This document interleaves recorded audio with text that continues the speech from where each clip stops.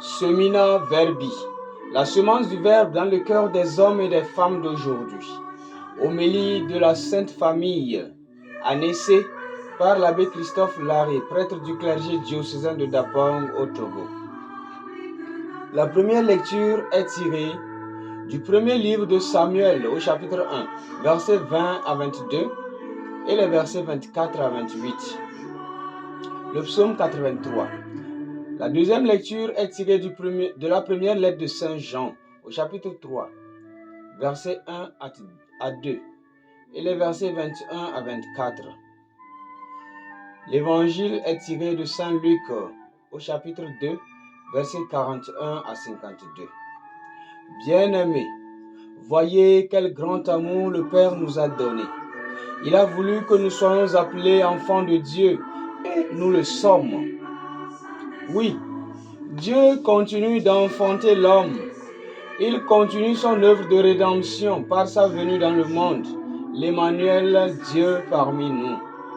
Cette venue a pu être possible par la présence d'une famille d'accueil, la Sainte Famille de Joseph et Marie. C'est elle, c'est-à-dire cette famille, que nous célébrons en ce dimanche.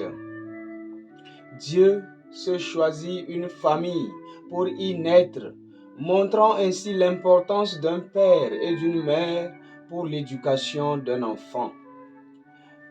Tout Dieu qu'il est, il se laisse enfanter, il se laisse allaiter par une femme, il se laisse orienter par la rigueur d'un père qui sait lui interdire certaines choses pour le bien et qui sait lui permettre ce qui doit être fait. Tout Dieu qu'il est, il se laisse réprimander par sa mère, comme dans l'évangile d'aujourd'hui. « Mon enfant, pourquoi nous as-tu fait cela ?» dit Marie. Tout Dieu qu'il est, il se fait docile et se rend avec eux à Nazareth, et il leur était soumis. Bref, Dieu s'est conformé aux usages humains. Cette façon de faire est un lien que Dieu crée avec l'homme afin de le diviniser et faire de lui son enfant. C'est la manifestation de l'amour de Dieu dans toute sa splendeur que Saint Jean décrit dans la deuxième lecture de ce jour. En effet, dit Saint Jean, « Bien-aimés, voyez quel grand amour le Père nous a comblés. Il a voulu que nous soyons appelés enfants de Dieu et nous le sommes. » Bien-aimés du Seigneur, les textes liturgiques de ce jour sont une illustration parfaite de ce qu'est une vie de famille, le quotidien d'une famille.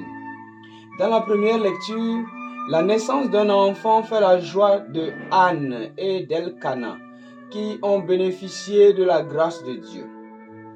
Un enfant pour une famille qui en cherchait depuis des années, et même la femme venait régulièrement prier au temple comme une folle selon le regard du grand prêtre Élie. Dans l'évangile, c'est le modèle de famille qui nous est présenté. Cette famille que nous célébrons en ce jour, la Sainte Famille de Nazareth formée de Joseph qui est père, Marie mère et Jésus enfant. Ici, contrairement à la famille d'Elkana et de Anne, qui ont la grâce d'un fils unique qu'ils viennent offrir au Seigneur dans le temple parce que Dieu a exaucé leur demande, Samuel qui signifie Dieu exauce.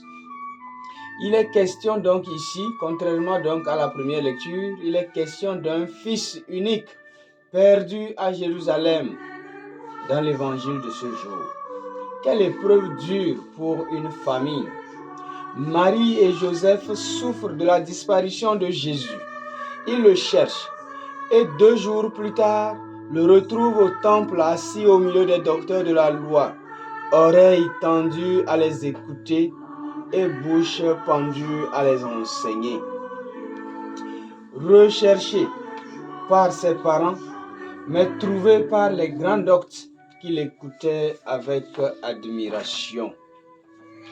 La sagesse d'un enfant de 12 ans, attentif et juste, car Tous ceux qui l'entendaient s'extasiaient sur son intelligence et sur ses réponses. Cet enfant est déjà pleinement conscient de son identité de fils de Dieu, puisqu'il se consacre aux affaires de son Père, comme il le dit en réponse à sa mère qui lui demande des explications. Belle initiative en effet pour l'adolescent Jésus de prendre en main les affaires de son Père Dieu. Mais il est incompris par Joseph et Marie qui sont perplexes parce qu'ils sont habitués à le voir obéir. Et donc difficile de comprendre pourquoi Jésus prend une telle initiative sans leur permission. Dans toutes les familles, il y a besoin que les parents, à l'image de Joseph et Marie, fassent l'effort de jouer le rôle éducateur et protecteur des enfants, surtout quand ils commencent par avoir l'âge de Jésus, l'adolescence. Il faut bien savoir qu'ils ont une perception de leur personnalité.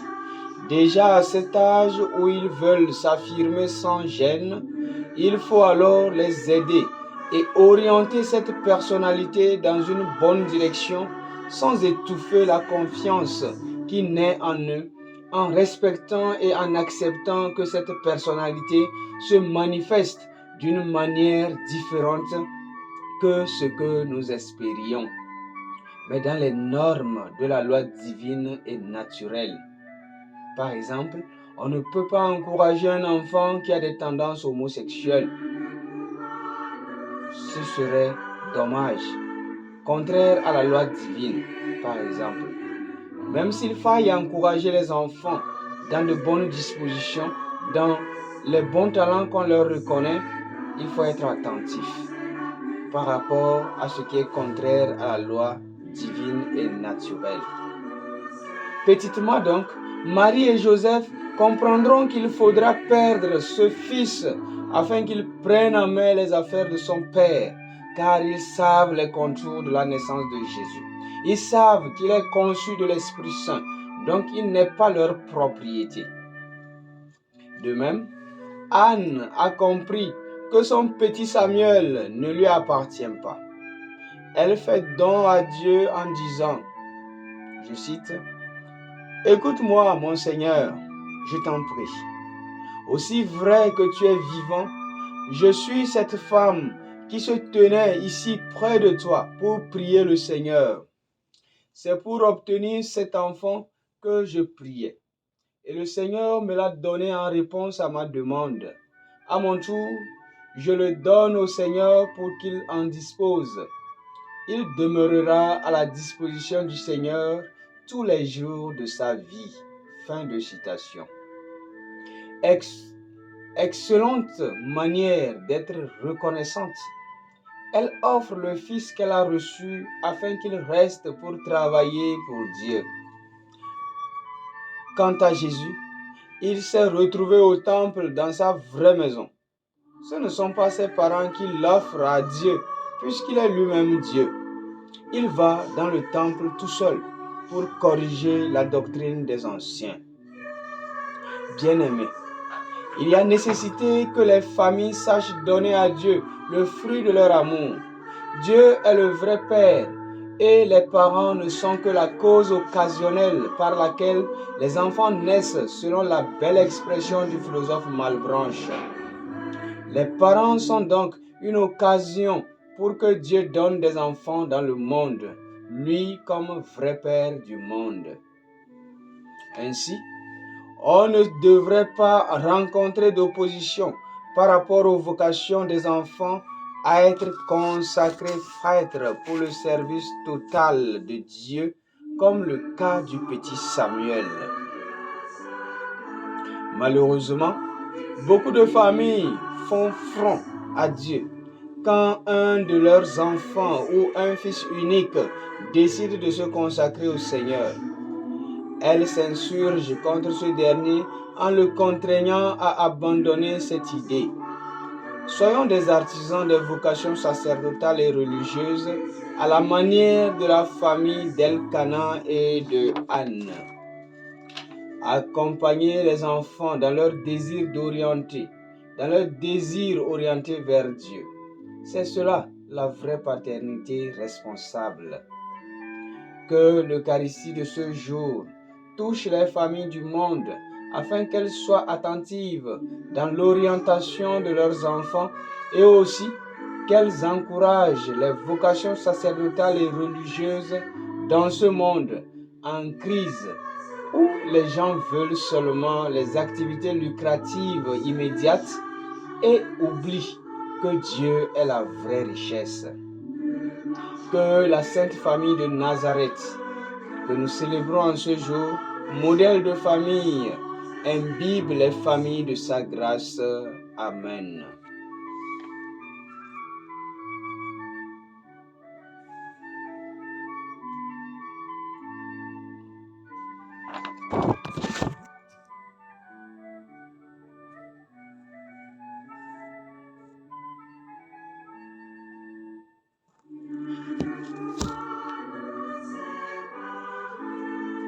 De l'amitié que Dieu nous porte par Jésus-Christ et dans l'Esprit, cette assurance est la plus forte.